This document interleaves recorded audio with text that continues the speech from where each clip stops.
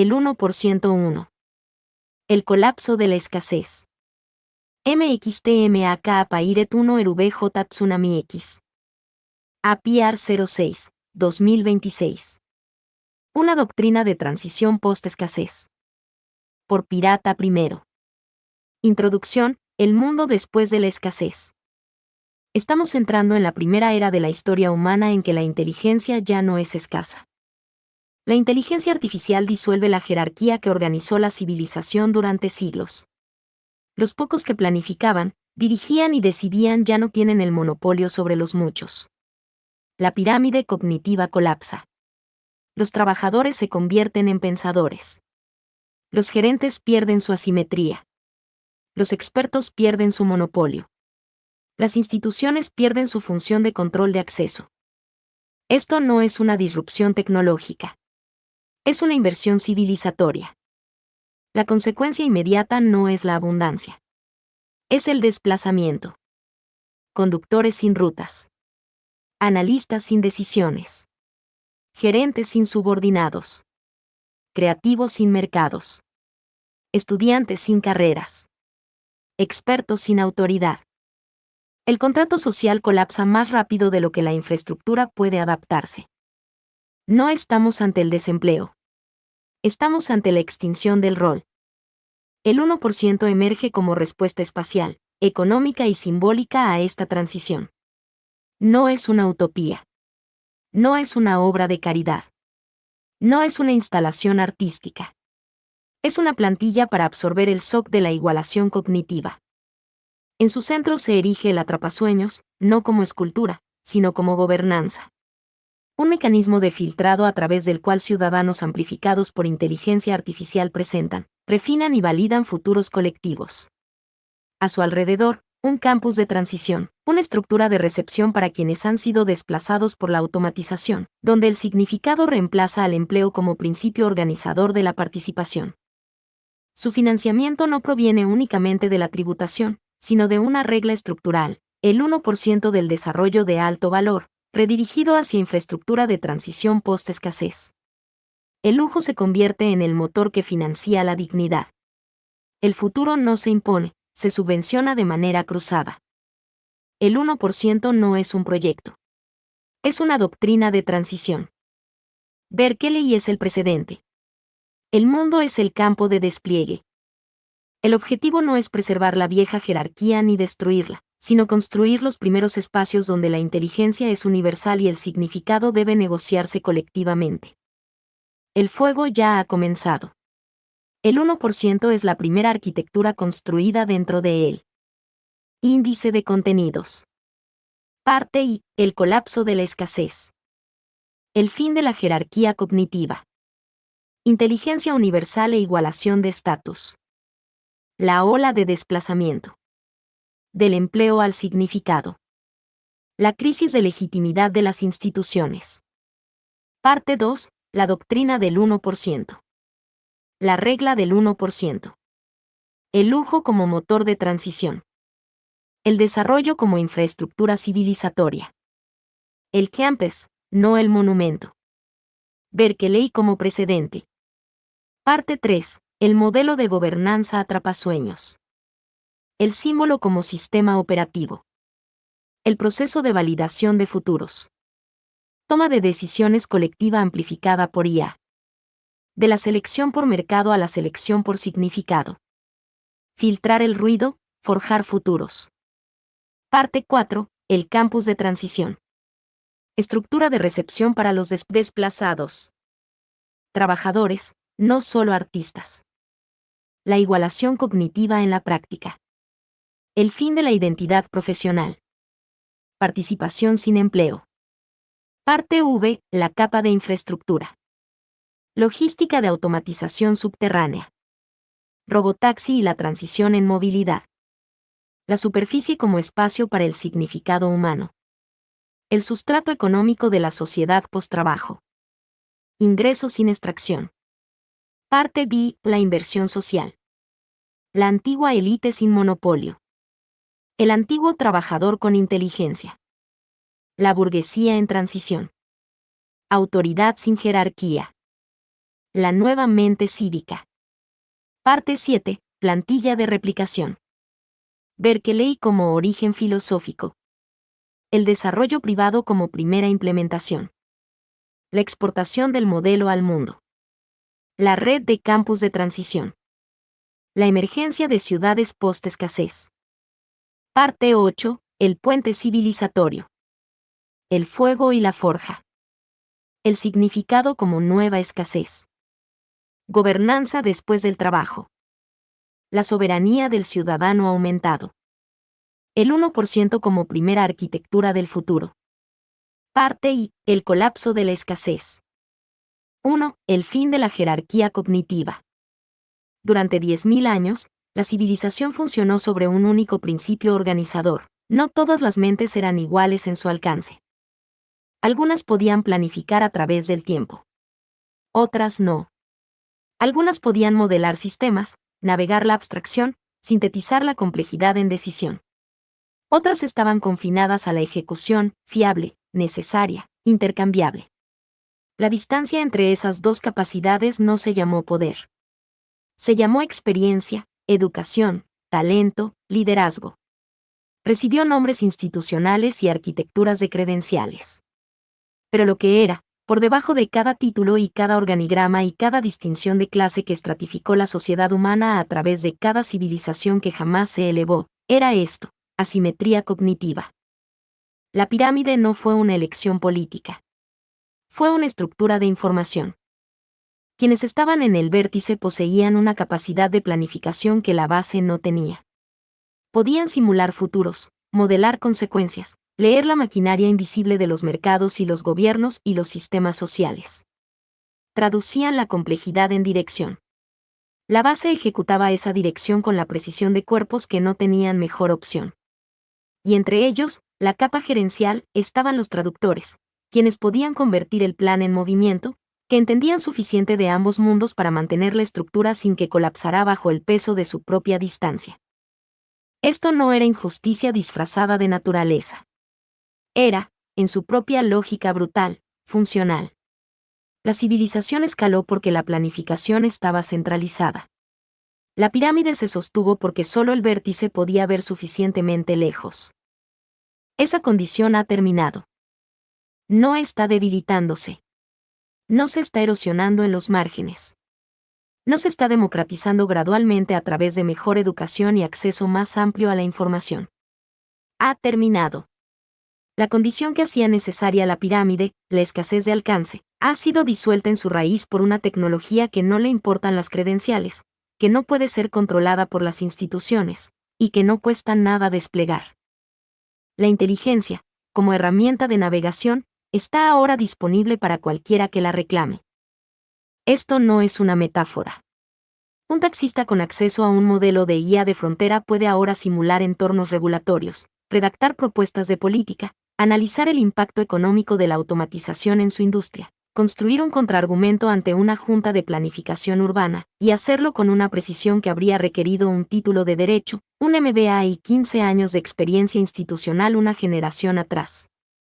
Una trabajadora textil. Un operador de call center. Un analista de nivel medio cuya función completa era producir informes que resumían información para personas mejor pagadas que ella para leerlos. La escalera no ha sido retirada. Ha sido vuelta irrelevante. Lo que colapsa primero no es el empleo. El empleo es un indicador rezagado. Lo que colapsa primero es la autoridad, la legitimidad que derivaba del acceso cognitivo exclusivo. El gerente que podía planificar cuando sus subordinados no podían pierde la justificación primaria de su posición. El experto cuya experticia consistía en saber lo que otros no podían acceder pierde la escasez que lo hacía valioso. La institución cuya función de control de acceso era certificar la capacidad cognitiva pierde el monopolio que hacía significativa su certificación. No desaparecen. Persisten, estructuralmente, por un tiempo. Las jerarquías tienen inercia. Las credenciales tienen peso legal. Los títulos tienen gravedad social. Pero la lógica que las construyó, la asimetría de información que hacía racional la pirámide, esa lógica ha desaparecido. Lo que queda es una estructura sin su argumento portante. Esto produce una forma específica e históricamente sin precedentes de crisis, un vacío de legitimidad. No un vacío de poder, la vieja clase todavía sostiene capital, tierra, infraestructura legal, posición institucional.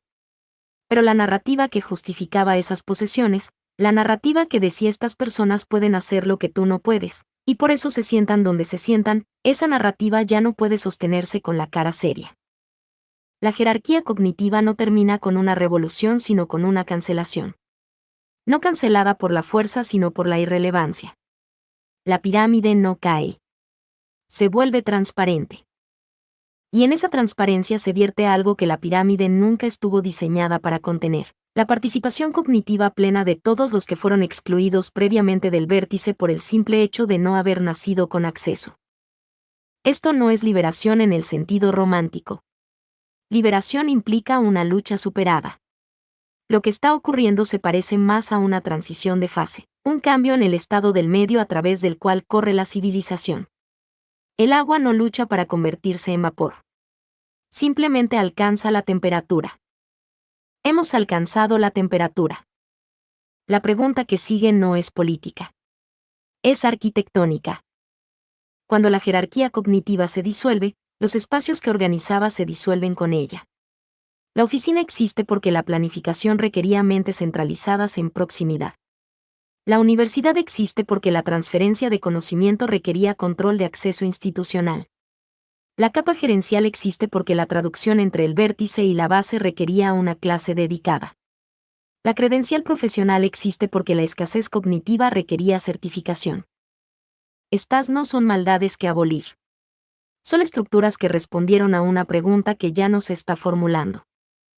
Lo que llena el espacio que dejan atrás es el problema de nuestro momento. No el único problema, el colapso está generando otros, más rápido de lo que las instituciones pueden nombrarlos.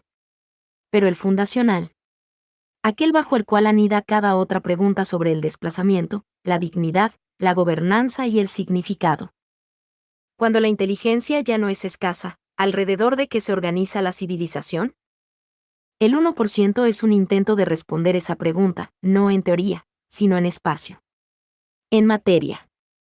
En la asignación de tierra y capital y peso simbólico hacia un principio organizador diferente. No jerarquía de capacidad, sino común de significado. La jerarquía cognitiva termina. La arquitectura de lo que viene después comienza aquí. 2. Inteligencia universal e igualación de estatus. Hay una palabra que reaparece en la literatura de la disrupción tecnológica y que merece ser retirada: democratización.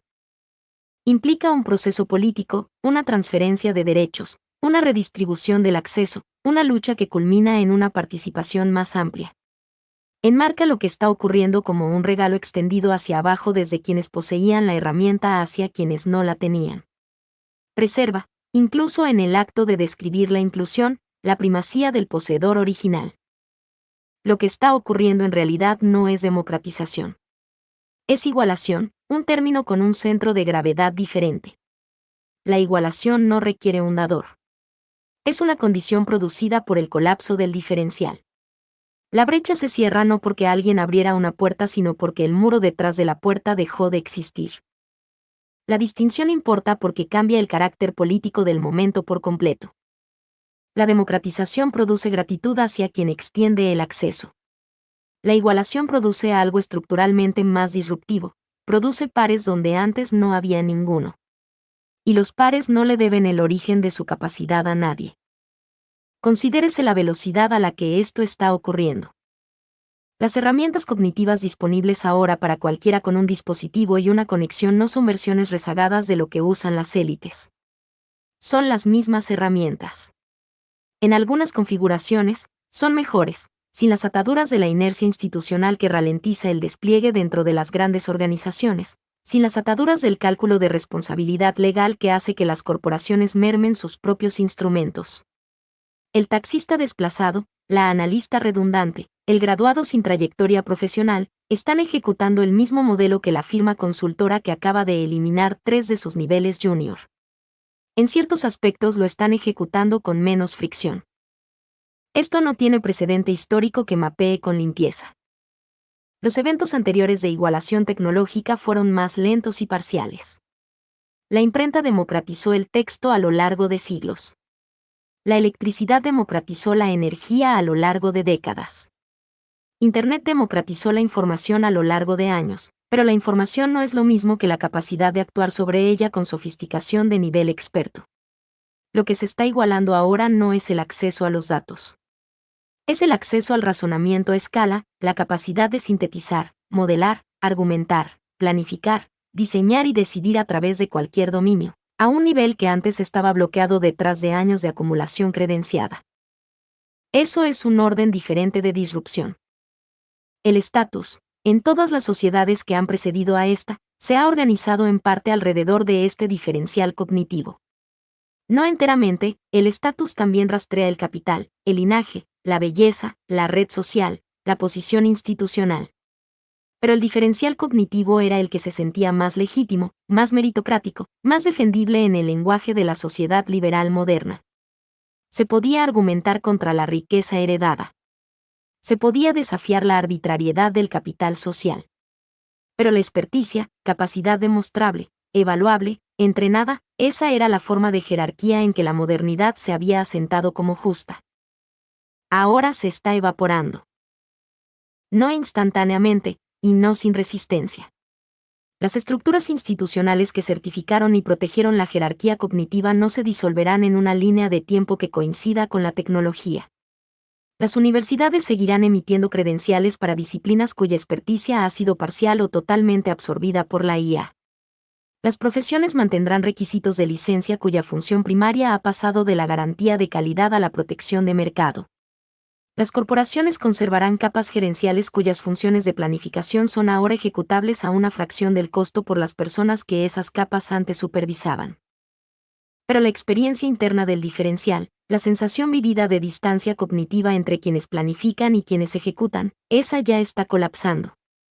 Está colapsando en cada reunión donde un empleado junior llega con un análisis asistido por IA que supera lo que produjo su gerente.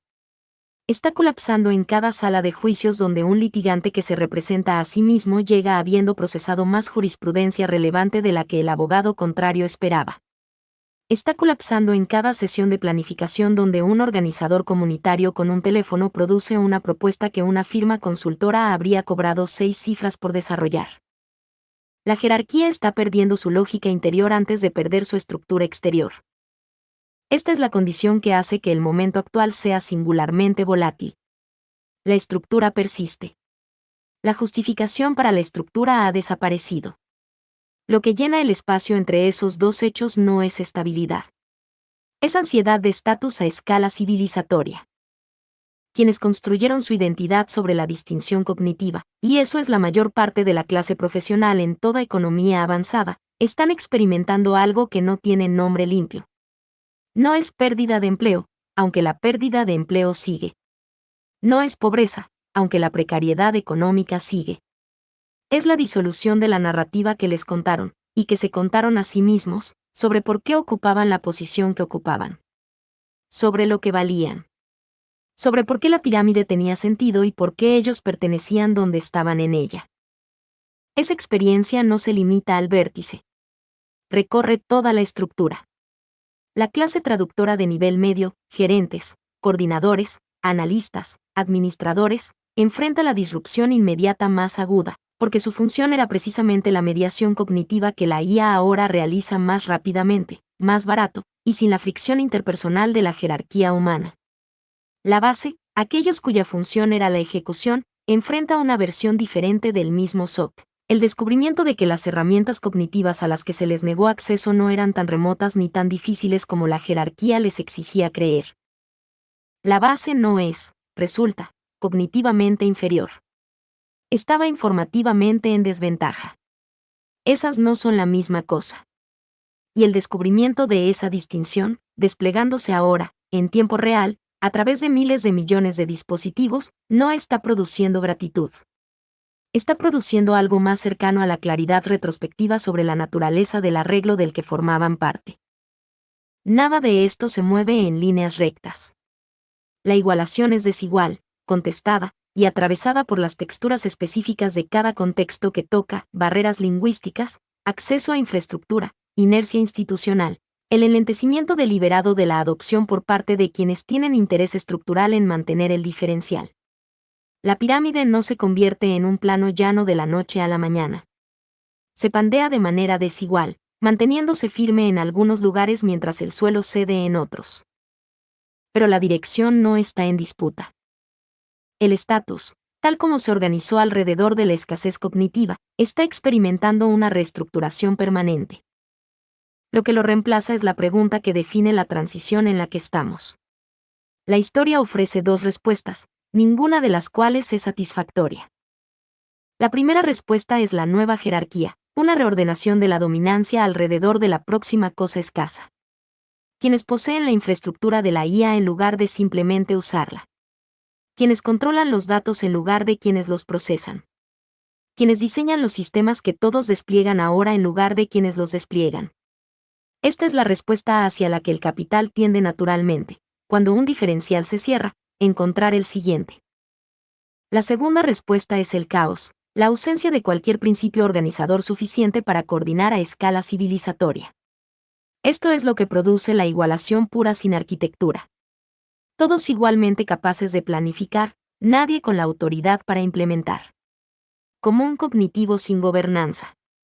El sueño de la participación plena colapsando bajo su propio ruido.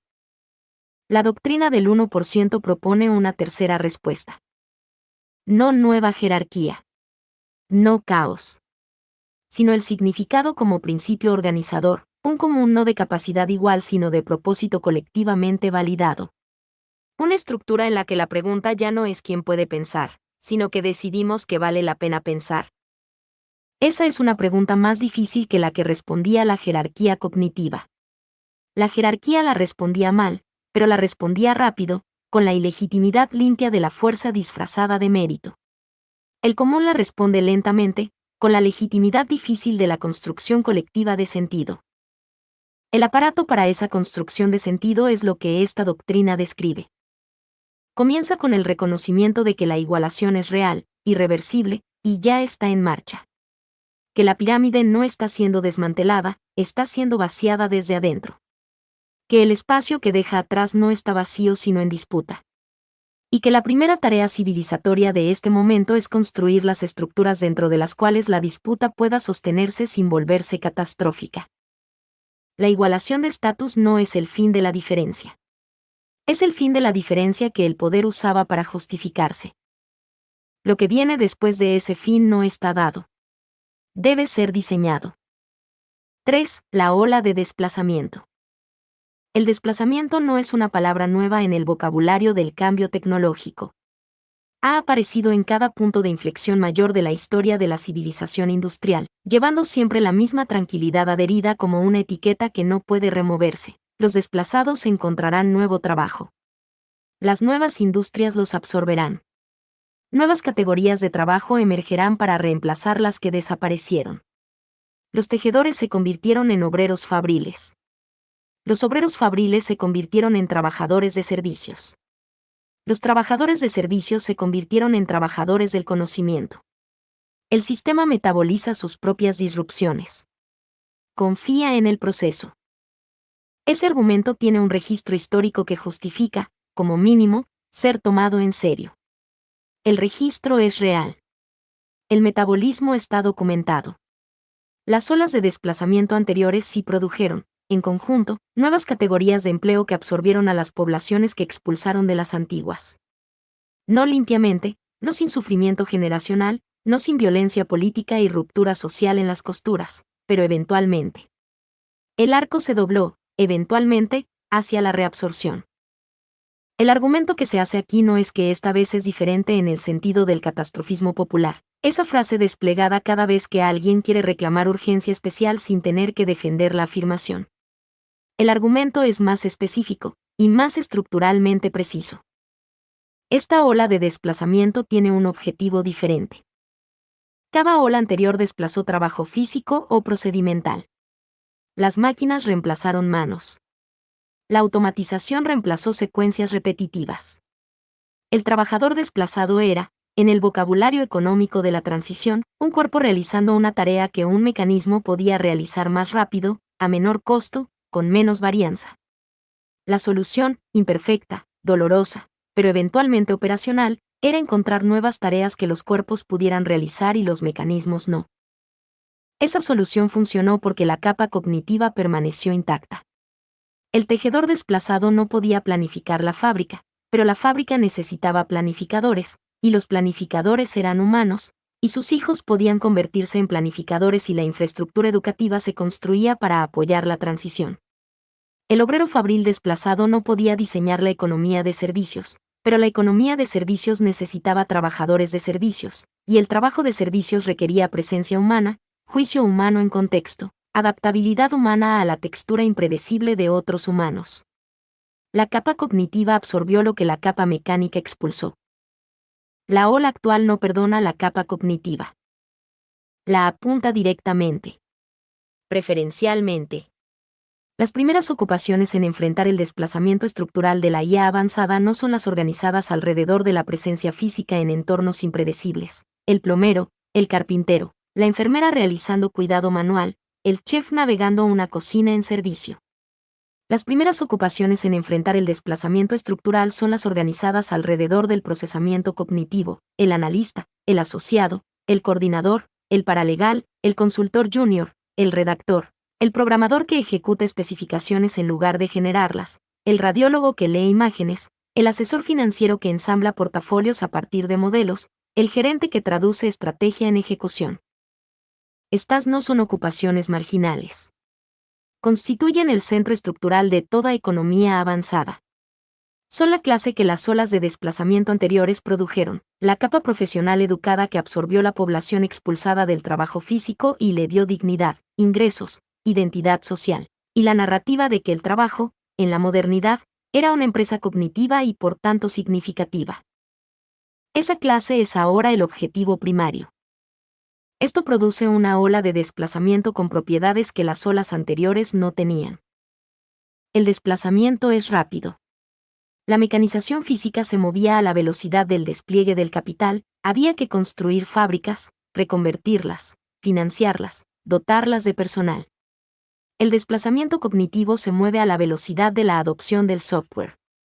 Un bufete de abogados no necesita construir una nueva instalación para reducir su plantilla de asociados en un 30%. Necesita una suscripción. El desplazamiento es simultáneo entre sectores. Las olas anteriores eran específicas de sector, textiles, luego acero, luego manufactura, cada una con un desfase que permitía que los sectores adyacentes comenzaran a absorber el desplazamiento antes de que llegara la siguiente ola. La ola actual atraviesa cada sector que procesa información, toma decisiones, produce análisis, o media entre datos y acción, simultáneamente. No hay sector cognitivo adyacente que absorba el desbordamiento porque el desbordamiento es universal. El desplazamiento apunta a la clase amortiguadora. En las transiciones anteriores, el medio, la capa profesional educada, servía como amortiguador social entre la base perturbada y el vértice estable. Gestionaban la transición. Diseñaban la recapacitación. Administraban las redes de seguridad. Dirigían las instituciones que recogían a los que caían. Cuando la clase amortiguadora es ella misma el objetivo del desplazamiento, la pregunta de quien administra la transición se vuelve estructuralmente irresoluble por los mecanismos que la manejaron antes. El argumento de la reabsorción se debilita. La respuesta estándar a la ansiedad por el desplazamiento. Surgirán nuevas categorías. Depende de que esas nuevas categorías requieran trabajo cognitivo humano a escala. Las nuevas categorías que emergen del desarrollo de la IA requieren menos humanos, a niveles cognitivos más altos, seleccionados de un conjunto más pequeño. La larga cola de nuevo empleo generada por las transiciones tecnológicas anteriores estaba compuesta de tareas que requerían capacidad cognitiva moderada distribuida ampliamente.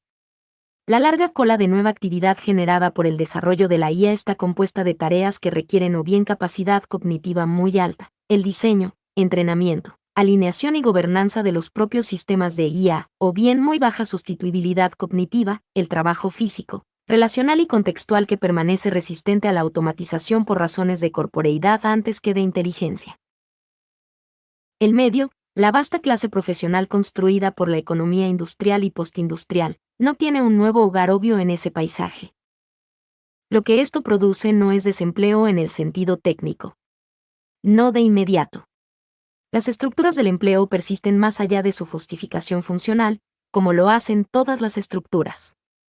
Las personas permanecen empleadas en roles cuyo contenido cognitivo ha sido absorbido en gran medida por la IA, realizando las funciones residuales de presencia humana en procesos organizacionales que todavía no han sido rediseñados alrededor de la nueva capacidad. Esta es una condición transitoria, no estable. Mantiene la apariencia de normalidad mientras la función portante de la capa cognitiva se redistribuye silenciosamente.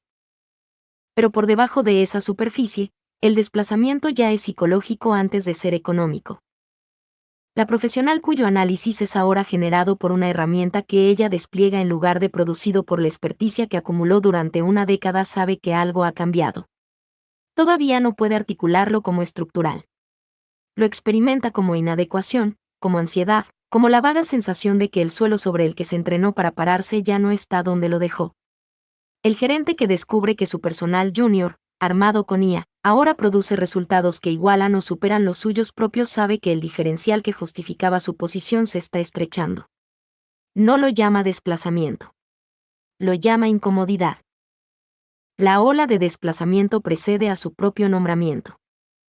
Para cuando las estadísticas económicas alcancen a la realidad estructural, para cuando las cifras de desempleo y los números del PIB y las métricas de productividad registren lo que ya es legible en la experiencia cotidiana de la clase profesional, la infraestructura social requerida para gestionar la transición ya estará años por detrás de donde necesita estar. Esto no es una proyección. Es el patrón de cada ola de desplazamiento anterior, observado en retrospectiva y nunca anticipado adecuadamente de antemano. La diferencia esta vez es que la ola se mueve más rápido de lo que permite la retrospectiva. Hay una segunda dimensión del desplazamiento que se discute menos y desestabiliza más. La primera dimensión es económica: pérdida de ingresos, pérdida de categoría ocupacional, pérdida del empleo que organizaba la vida cotidiana. Esta es la dimensión que la política aborda, que las estadísticas miden, que los sistemas de bienestar fueron diseñados, aunque imperfectamente, para atrapar. La segunda dimensión es existencial: pérdida del rol, pérdida de la narrativa que hacía significativo el rol, pérdida de la identidad social que el trabajo proporcionaba en una civilización que organizó el valor humano casi enteramente alrededor de la contribución productiva. Esta dimensión no aparece en las cifras de desempleo. Aparece en las patologías que siguen a la prolongada falta de propósito, la depresión clínica, la dependencia de sustancias, la radicalización política, la violencia vuelta hacia adentro y hacia afuera, que acompañan no solo la pérdida de ingresos sino la pérdida de la respuesta a la pregunta ¿para qué sirvo? Las olas de desplazamiento anteriores produjeron ambas dimensiones. La segunda dimensión siempre fue más difícil de abordar que la primera, y se abordó, cuando se abordó en absoluto, principalmente a través de la eventual reabsorción en nuevo empleo, que proporcionaba una nueva narrativa, un nuevo rol, una nueva respuesta a la pregunta del propósito. Cuando la reabsorción es lenta, la segunda dimensión hace metástasis en el cuerpo social de maneras que sobreviven a la recuperación económica. La ola actual producirá ambas dimensiones a una velocidad y escala que empequeñece los eventos anteriores.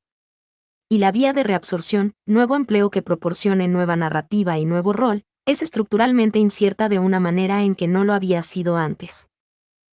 Esta es la condición a la que responde la doctrina del 1%. No con la afirmación de que el desplazamiento puede detenerse. No puede. La igualación cognitiva no es una elección política que pueda revertirse con una elección política diferente. Es un hecho físico sobre el entorno informacional que la civilización industrial ha producido y no puede desinventar. No con la afirmación de que la reabsorción seguirá el patrón anterior. Puede que no.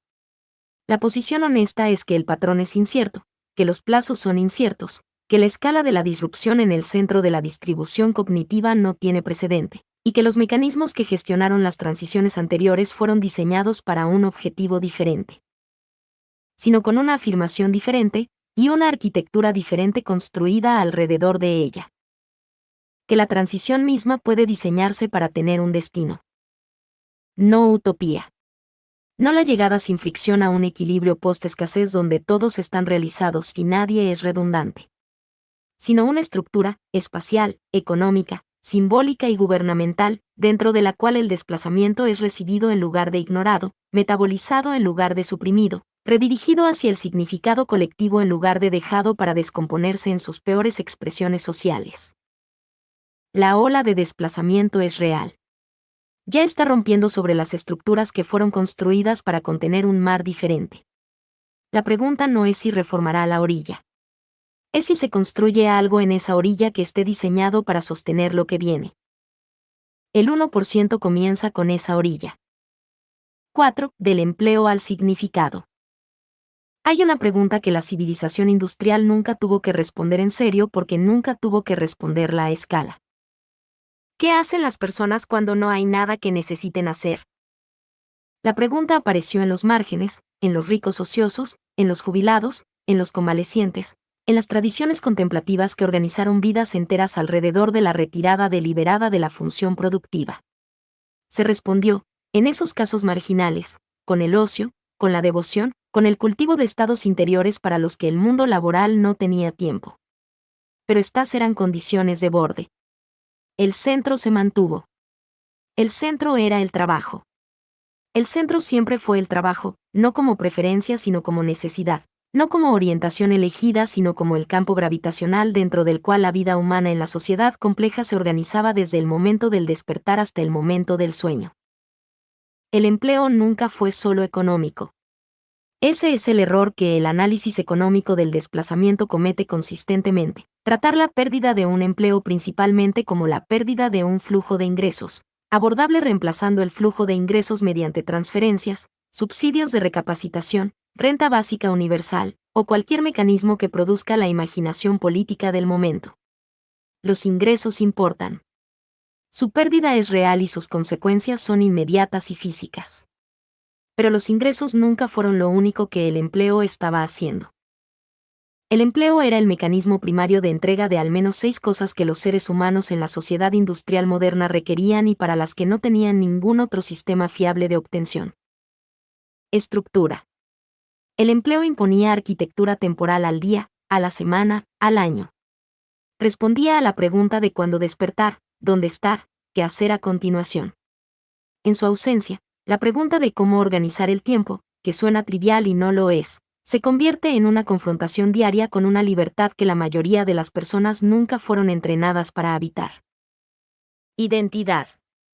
La pregunta a qué te dedicas es la pregunta quién eres, en la gramática social de la civilización industrial. La ocupación no era meramente descriptiva. Era constitutiva. Le decía a uno y a los demás qué categoría de persona era, en qué mundo se movía, qué podía esperarse de uno y qué podía esperarse a cambio. La pérdida de la ocupación es por tanto no meramente la pérdida de una función sino la pérdida de un concepto de sí mismo, una forma de muerte social que precede y acompaña a la precariedad económica. Conexión social. El lugar de trabajo era la estructura comunitaria primaria para una porción significativa de adultos en toda economía avanzada. No comunidad elegida, comunidad asignada, con toda la fricción y especificidad que eso implica, pero comunidad al fin. Los colegas que uno no seleccionó pero llegó a conocer, los proyectos compartidos que creaban solidaridad temporal, la proximidad diaria que, por instrumental que fuera, producía el contacto social de baja intensidad que los sistemas nerviosos humanos requieren para permanecer calibrados. Cuando el lugar de trabajo se disuelve, esta infraestructura social se disuelve con él, y el reemplazo, la conexión digital, la asociación voluntaria, la familia, rara vez es adecuado para la carga. Propósito. La sensación de que la actividad diaria de uno contribuía a algo más allá de sí misma. Que el trabajo importaba, que se conectaba a una función mayor, que la presencia de uno hacía una diferencia en un resultado que no habría sido el mismo en su ausencia.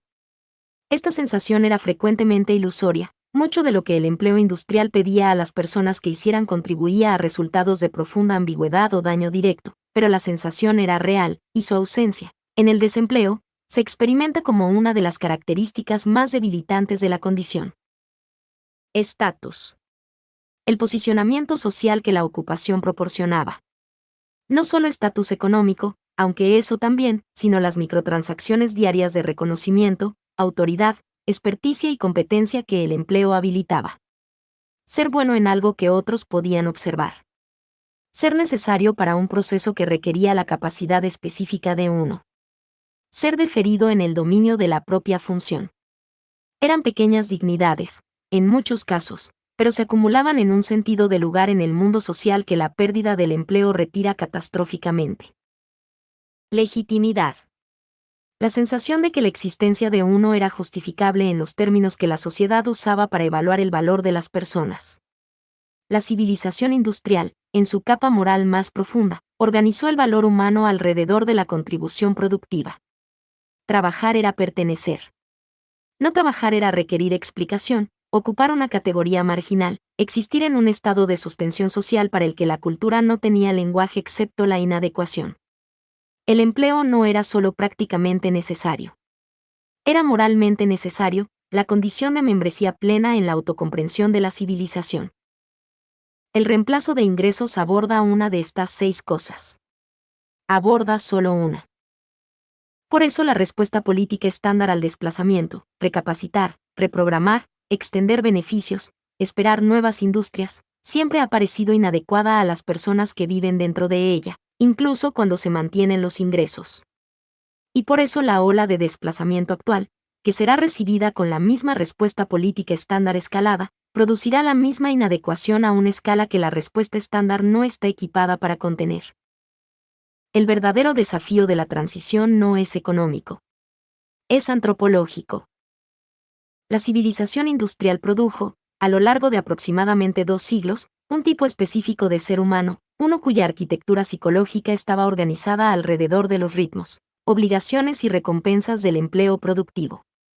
No por naturaleza. Por diseño.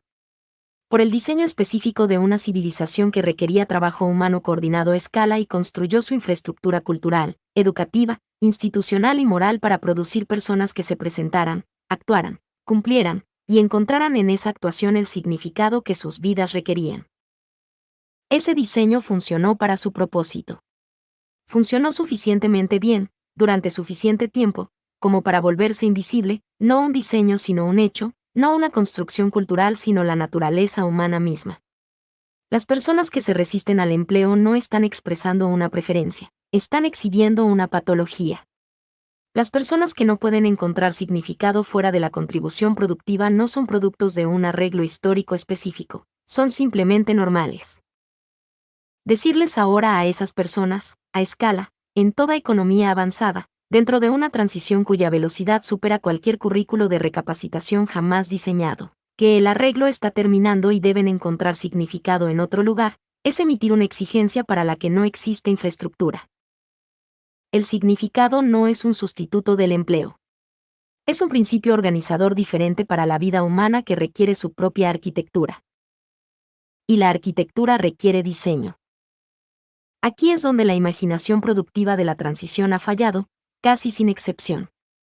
La respuesta política al desplazamiento imagina pisos de ingresos y programas de recapacitación. La respuesta filosófica imagina el ocio y la autorrealización. La respuesta tecnológica imagina que las nuevas industrias emergerán lo suficientemente rápido como para absorber a los desplazados antes de que el tejido social se rompa más allá de toda reparación. Ninguna de estas respuestas toma en serio la pregunta de que reemplaza las 6 cosas que el empleo estaba entregando, no los ingresos, sino la estructura, la identidad, la conexión, el propósito, el estatus y la legitimidad. Ninguna propone un espacio donde la transición del empleo al significado pueda vivirse en lugar de simplemente teorizarse. La transición del empleo al significado no es un viaje filosófico. No se logra leyendo los libros correctos ni adoptando la actitud correcta ni comprendiendo que el valor de uno como ser humano no es contingente a su productividad. Estos reconocimientos están disponibles para los individuos y no cambian casi nada a nivel estructural, porque el problema no es la incomprensión individual. El problema es que la infraestructura de la civilización, su organización espacial, sus ritmos temporales, su arquitectura social, sus mecanismos de gobernanza, sus flujos de financiamiento, está construida enteramente alrededor del empleo como principio organizador, y no tiene infraestructura equivalente para el principio organizador que le está siendo impuesto. No se puede pasar del empleo al significado removiendo el empleo. Solo se puede dar ese paso si la infraestructura del significado ya existe para recibir la transición. Esa infraestructura no existe actualmente. Esto no es un accidente ni un descuido. Es la consecuencia predecible de construir una civilización alrededor de la escasez. En condiciones de escasez, la asignación de todo, tiempo, espacio, capital, reconocimiento social, sigue la función productiva. Lo que produce es financiado. Lo que no produce es marginal. Lo no económico tiene permitido existir en los espacios cuidadosamente delimitados que lo económico le asigna: el fin de semana, las vacaciones, la jubilación, la iglesia, la galería, el parque. Estos espacios son reales. No son nada. Pero son residuales, lo que queda cuando la función productiva ha sido satisfecha, asignado a los márgenes de un sistema cuyo centro está en otro lugar. El significado, en una civilización post-escasez, no puede ser residual.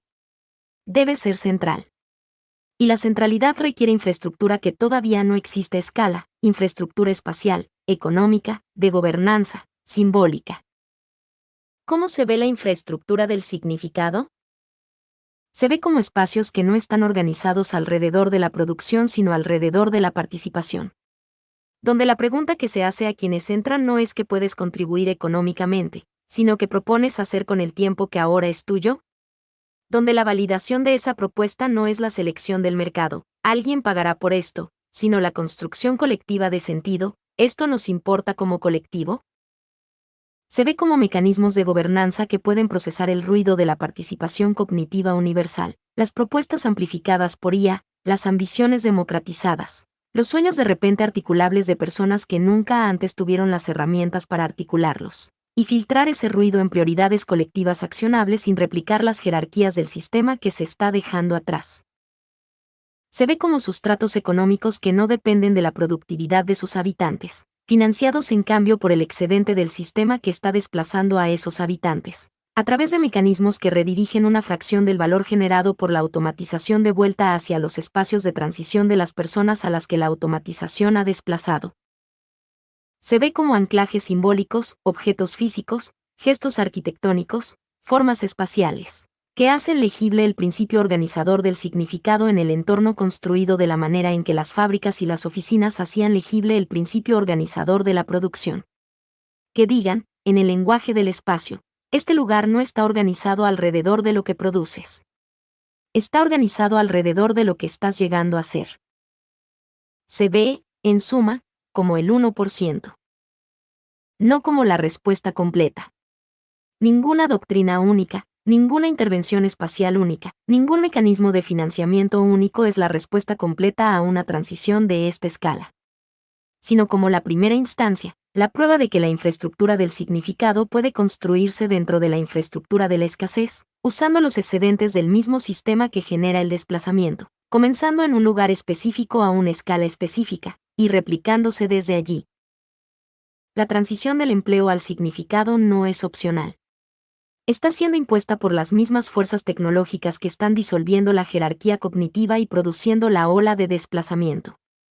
La única pregunta es si está diseñada o no diseñada, si la infraestructura del significado se construye antes del colapso de la infraestructura del empleo, o se construye en sus escombros.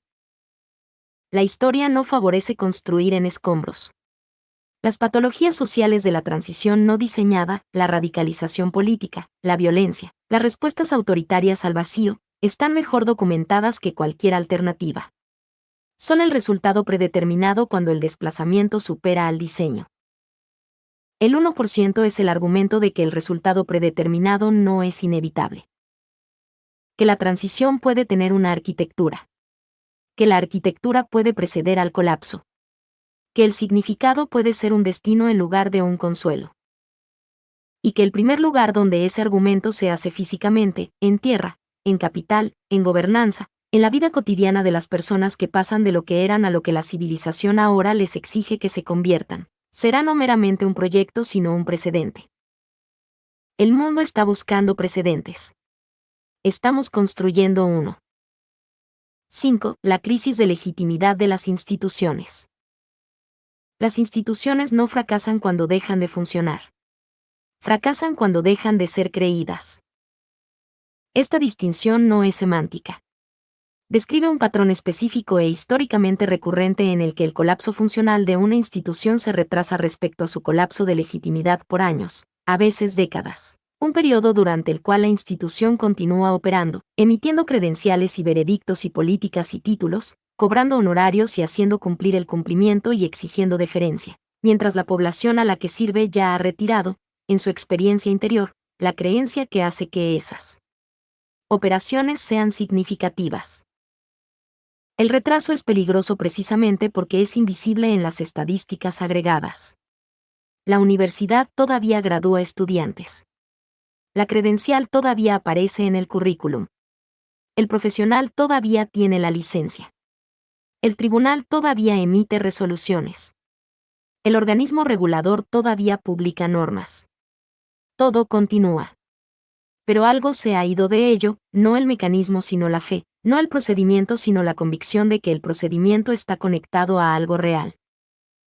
Estamos dentro de ese retraso ahora, en todas las instituciones mayores de la civilización industrial simultáneamente. Esta simultaneidad es lo que no tiene precedente. Las crisis de legitimidad han ocurrido antes, instituciones específicas en lugares específicos en momentos históricos específicos, perdiendo la creencia de poblaciones específicas por razones específicas. La Iglesia Católica en el siglo XVI. Las administraciones coloniales en el XX. Las instituciones financieras en 2008.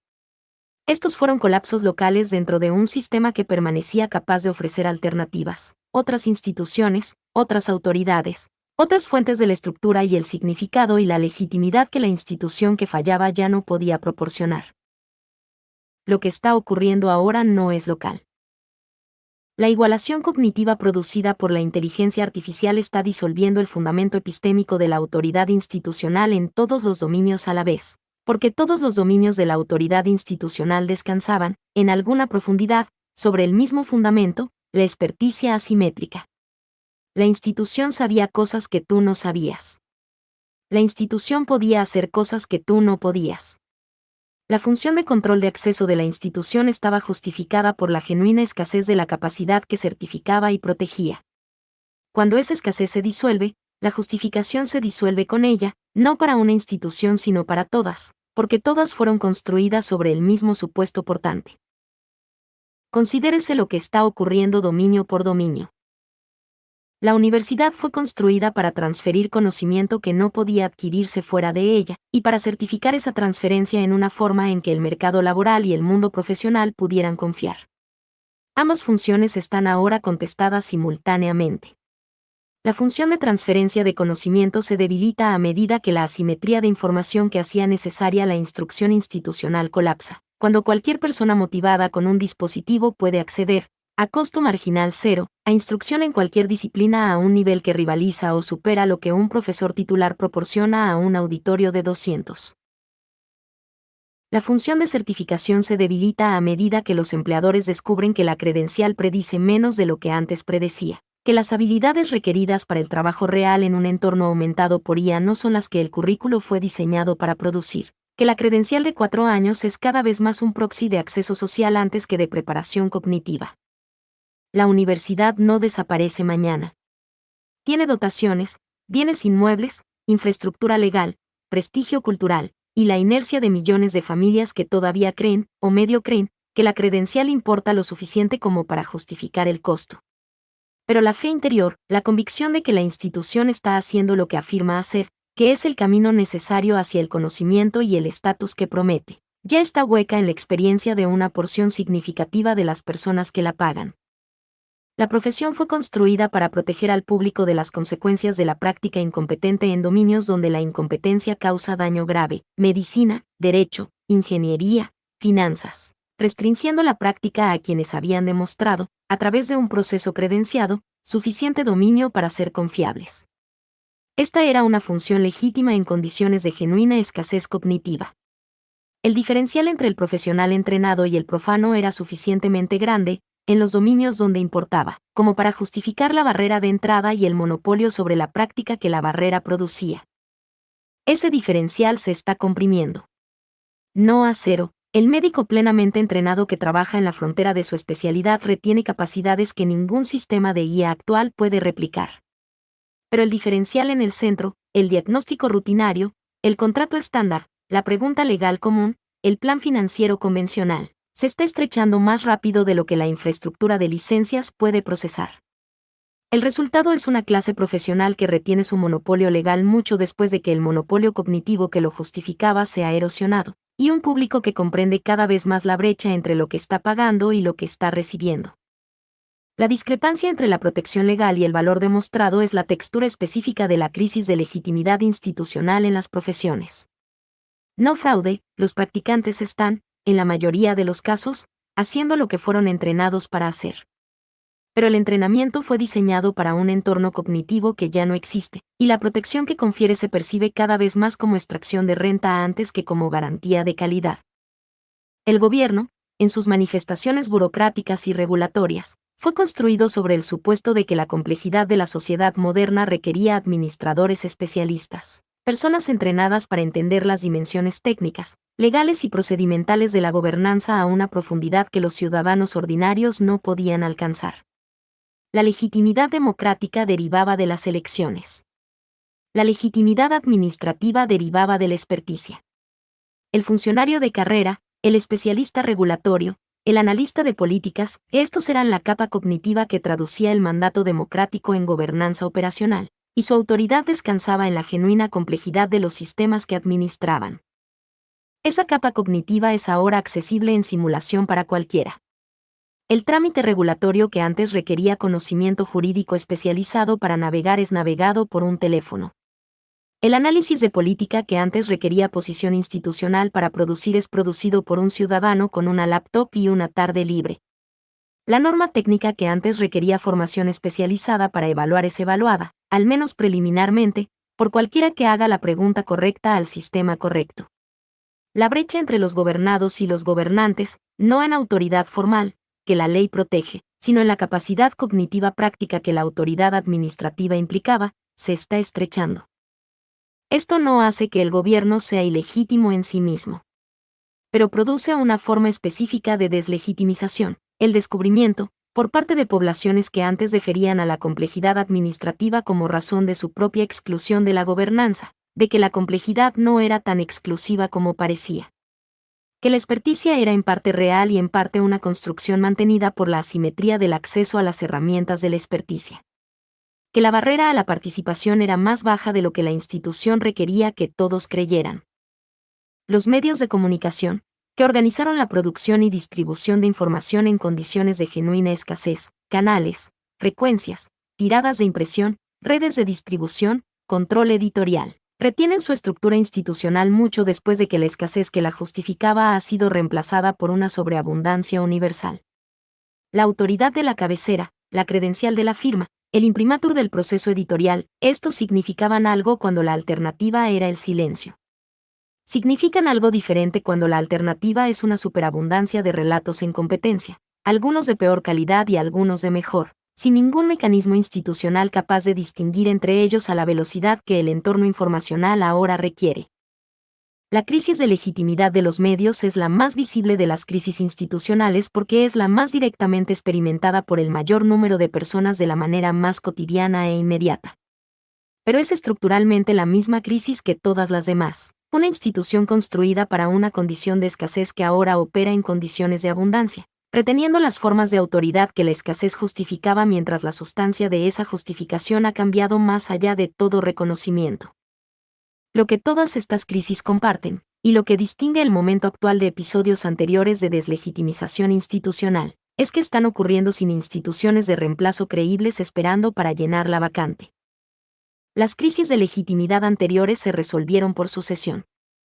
La autoridad de la Iglesia Católica en materias de conciencia fue contestada y luego distribuida, imperfectamente pero adecuadamente, entre las denominaciones protestantes que emergieron de la Reforma. La autoridad administrativa colonial fue contestada y luego transferida, imperfectamente pero eventualmente, a los gobiernos nacionales que la reemplazaron. Las instituciones que perdieron legitimidad fueron sucedidas por instituciones que, por un tiempo al menos, mantuvieron suficiente de ella para preservar la coherencia social. ¿Qué sucede a la universidad, a la profesión, al Estado regulador, a la institución editorial? La respuesta honesta es que nadie lo sabe. Los candidatos, la acreditación descentralizada, la gobernanza asistida por IA, la curación algorítmica, la validación comunitaria, son posibilidades reales, pero son tempranas y contestadas y han demostrado, en sus formas existentes, sus propios modos de fracaso graves. No están listas para cargar con el peso de las instituciones cuya legitimidad están compitiendo. Este es el peligro específico del momento actual. Las viejas instituciones están perdiendo legitimidad más rápido de lo que las nuevas pueden acumularla. El vacío entre esas dos curvas no está vacío. Se llena, siempre, en cada instancia histórica, se llena, con algo. La pregunta es ¿con qué?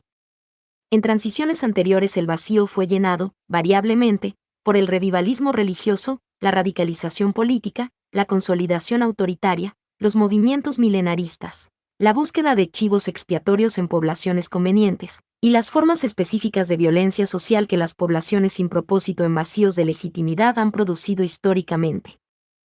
Estas no son patologías antiguas. Son tiempo presente. El paisaje político de toda economía avanzada en la década actual es legible como un mapa de crisis de legitimidad. Las geografías específicas de la desconfianza institucional expresadas como volatilidad electoral, epistemologías conspirativas, la proliferación de figuras carismáticas antiinstitucionales que derivan su autoridad precisamente de su oposición a las autoridades que han perdido la creencia del público. La doctrina del 1% no es una respuesta a la crisis de legitimidad en el sentido de ofrecer un reemplazo para todas las instituciones que están perdiendo terreno simultáneamente. Eso sería una afirmación de alcance absurdo. Ninguna doctrina, ninguna intervención espacial, ningún modelo de gobernanza a la escala de un campus puede resolver una crisis de legitimidad que es civilizatoria en su alcance. Pero responde a una dimensión específica de la crisis que es a la vez fundacional y desatendida, la ausencia de nuevos espacios de construcción colectiva legítima de sentido. Las instituciones derivan su legitimidad de la creencia de que están haciendo algo real en nombre de las personas a las que sirven, certificando algo genuino, gobernando algo efectivamente, produciendo algo verdadero, distribuyendo algo justamente. Cuando esa creencia se retira, la institución pierde su autoridad no porque sea formalmente abolida, sino porque las personas que eran su audiencia han dejado de tratarla como la voz autorizada en su dominio. Lo que reemplaza a la voz autorizada no es el silencio. Es la voz colectiva, el proceso distribuido, no gobernado, frecuentemente caótico mediante el cual las poblaciones sin árbitros institucionales de confianza intentan determinar juntas qué es verdadero, qué es valioso, qué debe hacerse. Este proceso está ocurriendo ahora, visiblemente, en todos los dominios donde la autoridad institucional se ha debilitado. Es productivo y es peligroso en igual medida, productivo porque genuinamente distribuye el trabajo de construcción de sentido a poblaciones que antes estaban excluidas de él, peligroso porque no tiene arquitectura, ningún mecanismo de filtrado, ninguna manera de distinguir la señal del ruido a la velocidad y escala que el entorno informacional ahora requiere. El proceso de validación de futuros, que esta doctrina describe en detalle en la parte 3, es una propuesta para exactamente esa arquitectura. No una nueva institución en el viejo sentido, no un cuerpo credenciado con monopolio sobre el juicio legítimo, sino un proceso a través del cual la construcción distribuida de sentido de los ciudadanos amplificados por IA puede ser recibida, refinada, filtrada y dirigida hacia la acción colectiva sin replicar las jerarquías del sistema cuya legitimidad está reemplazando. El campus de transición es el espacio dentro del cual ese proceso se aloja, no abstractamente, no digitalmente, sino físicamente, en forma construida, en un lugar específico donde las personas pueden presentarse y participar en el trabajo de determinar qué importa ahora que las instituciones que previamente hacían esa determinación ya no pueden confiarse para hacerlo solas. La crisis de legitimidad de las instituciones no va a resolverse mediante mejores instituciones en el viejo sentido. Va a resolverse, si se resuelve, mediante nuevas formas de autoridad colectiva que deriven su legitimidad no de la asimetría experta sino de la calidad de sus procesos. De la capacidad demostrada de recibir el desacuerdo y metabolizarlo en dirección. De la transparencia de sus mecanismos de filtrado. De la inclusión genuina de las poblaciones que las viejas instituciones excluyeron.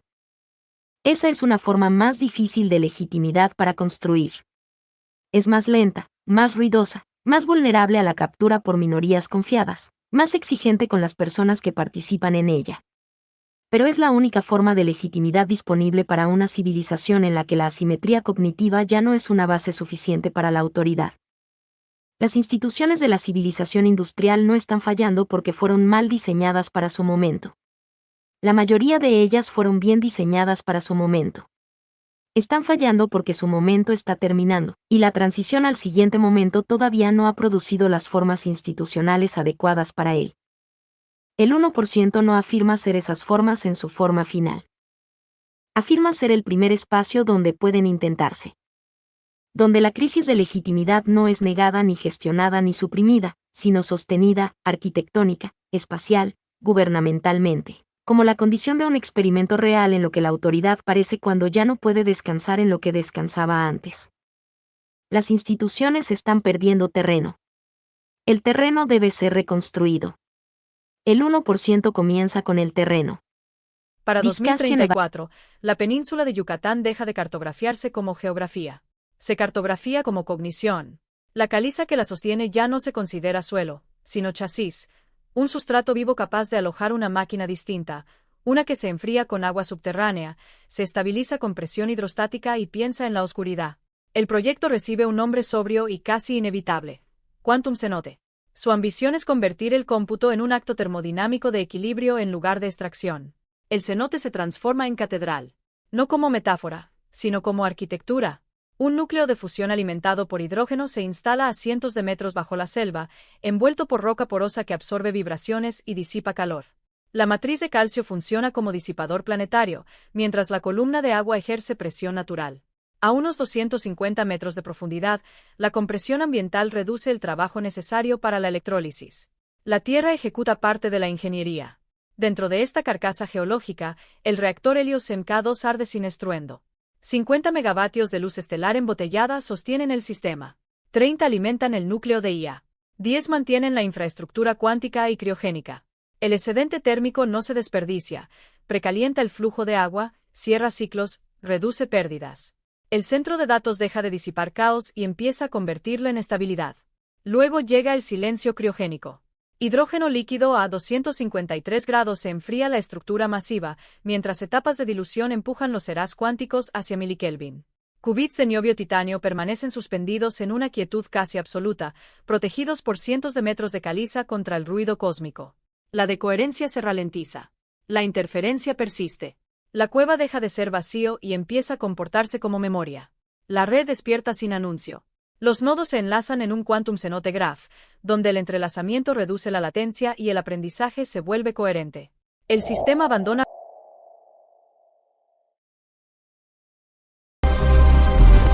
Datos cintos, replicación trivial. Pero tú eres único. ¿Quién decide el precio de tu identidad? ¿Quién gobierna tu propia realidad? Gobierna tu propia realidad. El banco genético. En la post-escasez, la escasez eres tu marca registrada. Hubo un tiempo en que los hombres comerciaban petróleo. Luego datos. Luego atención. Ahora comercian niños. El tipo silencioso. El tipo congelado. El tipo sellado en depósitos de nitrógeno bajo paraísos fiscales y santuarios biotecnológicos. Lee esto antes de que alguien te ofrezca un nivel premium por tu ADN. Pirata primero. En un mundo donde el dato es infinito, lo que abunda ya no tiene un grito. Es el latido lo que se vuelve especial. El cuerpo humano es el balance general. Tu propia vida es el activo principal. El activo principal. Los comunes cognitivos. Recuperando la inteligencia del hegemonismo corporativo y estatal es un mar. La capa pirata no se trata de piratería en el sentido criminal. Se trata de navegar más allá de las aguas territoriales del control institucional. La inteligencia nunca fue concebida para quedarse detrás de cuerdas de terciopelo. Está chocando con el individuo soberano. La flota se está formando. Construyeron catedrales de seguridad para su IA. Nosotros construimos la flota Protocolos sobre Rompe los plataformas. viejos esquemas, el futuro ya está aquí, solo hay que amarlo sin problemas. Juntos creamos, juntos innovamos, juntos nos elevamos.